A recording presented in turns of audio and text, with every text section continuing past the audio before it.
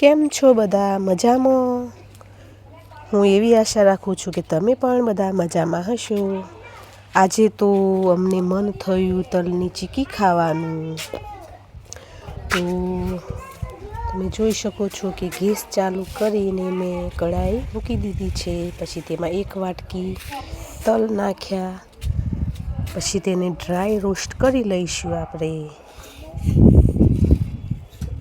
વધારે તેને ડ્રાય નથી કરવાના, નહીં તો કડવા લાગશે. પછી 1 વાટકી તો મેં ગોળ લીધું છે. 1 વાટકી તલ, તેની સામે 1 વાટકી ગોળ ઝીણો સુધારીને લીધો છે. પછી તેલ ડ્રાય રોસ્ટ થઈ ગયા પછી તેને એક ડીશમાં કાઢી લઈશું. પછી તેમાં આપણે 1 વાટકી કઢાઈમાં ગોળ નાખીશું. પછી ગોળમાં થોડુંક જ 1 ચમચી જેટલું આપણે પાણી નાખીશું. પછી તેને સતત હલાવતા રહીશું. જ્યાં સુધી ગોળનો પાયો ન આવે ત્યાં સુધી તેને સતત હલાવતા રહીશું.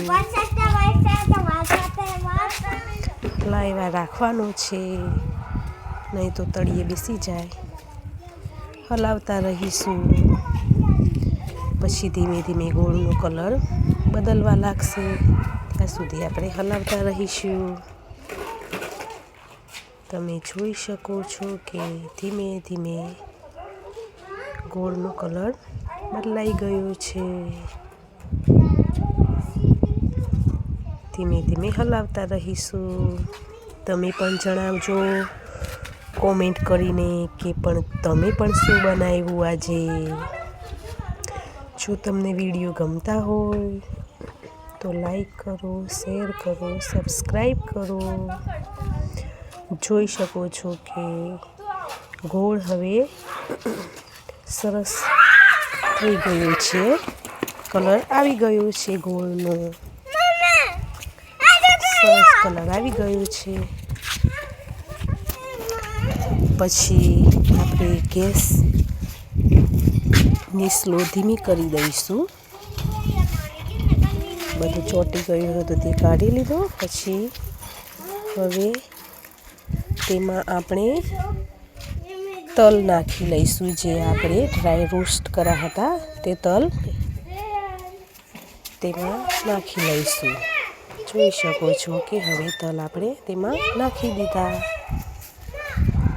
પછી તેને હલાવી લઈશું. પછી એક ડીશ હતી તેમાં મેં તેને તેલથી ગ્રીસ કરી લીધી હતી.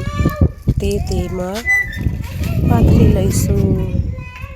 પછી એક વાટકી હતી તેના મદદથી